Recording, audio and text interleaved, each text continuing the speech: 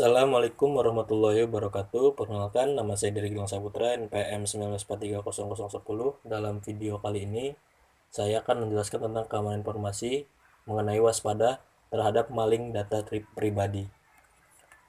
Untuk lebih lengkapnya, kita lanjut ke materinya. Waspada terhadap maling data pribadi. Terdapat beberapa data pribadi yang kita miliki, di antaranya nama lengkap, nomor HP, alamat, emergency kontak, kakak atau kartu keluarga, KTP, nama ibu kandung, foto selfie. Foto selfie di sini yang dimaksudkan adalah seperti yang memegang KTP atau foto selfie kita juga bisa digunakan untuk sebagai otorisasi, nomor rekening dan slip gaji. Jika salah satu data pribadi kita jatuh ke tangan yang salah, berniat jahat, data kita bisa digunakan sebagai pinjaman online atau pinjol, dan data yang digunakan tersebut sudah masuk, maka nantinya yang akan menanggung biaya cicilan pinjaman online adalah kita, meskipun kita tidak pernah melakukan pinjaman online tersebut. Pada saat ini, banyak terjadinya kebocoran data pribadi. Terdapat faktanya itu banyak pelanggaran data pribadi Google akan banyak pelanggaran data pribadi. Google akan didenda dengan sejumlah 1.503 miliar atau senilai dengan 100 juta US dollar Amerika Serikat. Hal ini merupakan sebuah akumulasi akibat banyak terjadinya pelanggaran data. Kasus di sini terdapat kasus satu, yaitu selain itu Google juga dituntut untuk kasus WiSpy atau mengambil data WiFi rumah yang tidak dienkripsi dan mengambil data-data pribadi si penghuni rumah. Caranya itu melalui mobil yang digunakan untuk proyek pemetaan Google Street View. Yang kasus kedua, terdapat 70 pengemudi ojek online atau ojol di Pontianak yang menerima tagihan utang dan besarnya pun tidak tanggung-tanggung, mulai dari 1 juta sampai 23 juta rupiah. Padahal para ojol tersebut tidak pernah mengajukan pinjaman online atau pinjol.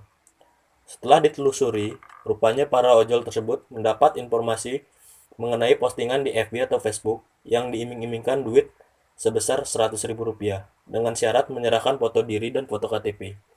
Sehingga data yang diberikan tersebut disalahgunakan oleh oknum yang tidak bertanggung jawab untuk melakukan pinjaman online tersebut. Untuk kasus yang ketiga, yaitu data yang mudah diakses.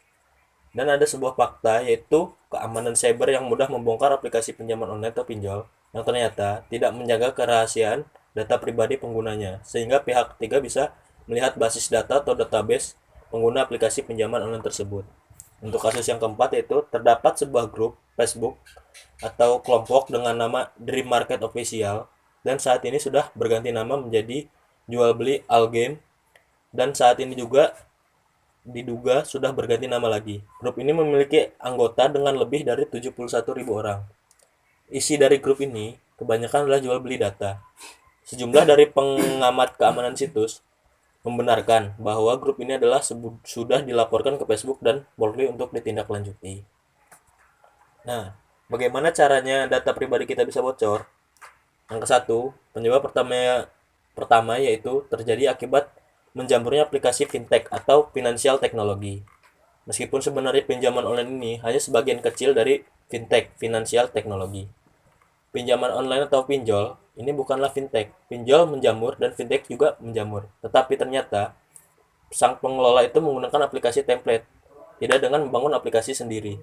Sehingga akibatnya kalau satu dapat diretas, maka yang lainnya pun hanya menunggu waktunya saja. Yang kedua, penyebabnya itu biasanya terjadi akibat kebocoran kecerobohan kita sendiri, yaitu mengakses email, file, foto, dan dokumen yang tidak jelas dengan secara sembarangan, sehingga mengakibatkan data-data kita bisa diambil atau ditambang oleh orang yang ingin berniat jahat. Untuk penyebab yang ketiga, yaitu dari penelitian Kaspersky menyebutkan bahwa penyebab lainnya berada di perusahaan, yaitu terdapat kecerobohan menyimpan data pribadi karyawan, seperti misalnya ada keterangan pribadi, rincian pembayaran, gaji, bonus, dan tunjangan dan lainnya. Hal tersebut termasuk kode otorisasi di tempat-tempat yang sulit dikendalikan, seperti misalnya di cloud, folder bersama, atau pada saat melakukan transfer file. Hal ini merupakan saat-saat yang rawan untuk mengambil data tersebut atau diretas. Lalu penyebab lainnya itu terdapat oknum di perusahaan yang sengaja mengumpulkan data lalu menjualnya, misalnya seperti di perbankan atau bahkan di tempat karaoke. Maka dari itu, kita harus berhati-hati dengan data kita yang berada di mana-mana, seperti bekas kupon-kupon undian, e-commerce, operator telepon dan sebagainya. Nah, apa yang harus dilakukan untuk melindungi data pribadi kita? Yang pertama itu, hati-hati saat memberikan data pribadi kepada perusahaan atau aplikasi yang kita unduh pada ponsel kita. Apabila mengharuskan mengisi data pribadi, jangan berikan data yang berlebih pada aplikasi yang kita unduh dan perusahaan. Cukup sewajarnya saja.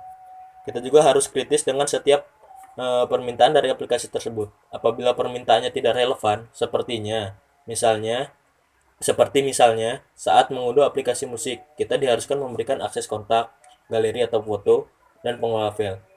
Jika permintaannya sudah tidak relevan atau tidak wajar, seperti itu kita jangan mengizinkannya karena sudah tidak ada hubungannya dengan aplikasi yang kita unduh.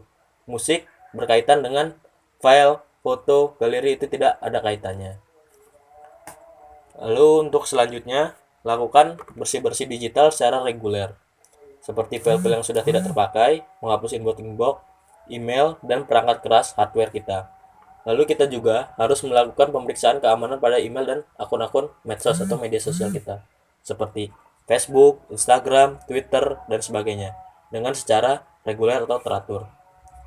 Gunakan juga password yang rumit dengan kombinasi huruf, simbol, dan angka, sehingga akun kita tidak mudah untuk diretas, serta ganti dengan secara berkala. Lalu, jangan melakukan login pada sembarangan situs-situs yang belum terjamin keamanannya. Lalu yang ketiga, jangan mengunggah foto scan, foto selfie dengan memegang KTP karena hal tersebut bisa digunakan untuk melakukan otorisasi. Demikian juga dengan kartu identitas seperti KK, kartu keluarga, KTP, tiket perjalanan online, dan dokumen penagihan. Jangan pernah mengunggah secara sembarangan pada media sosial, sebab data tersebut bisa saja diambil dan digunakan oleh orang lain.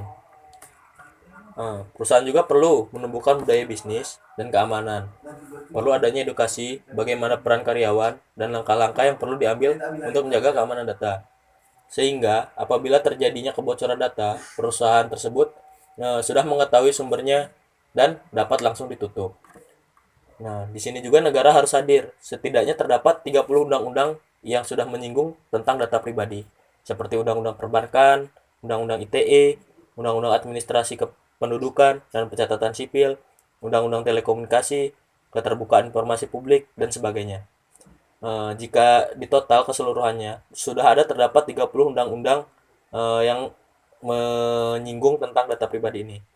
Dan saat ini, Kominfo juga tengah memprakarsai pembuatan undang-undang tentang perlindungan data pribadi. Nah, sekian dari presentasi saya atau penjelasan saya. Apabila ada salah kata, penjelasan yang kurang jelas atau kalimat yang kurang pas, saya mohon maaf. Saya akhiri. Wassalamualaikum warahmatullahi wabarakatuh.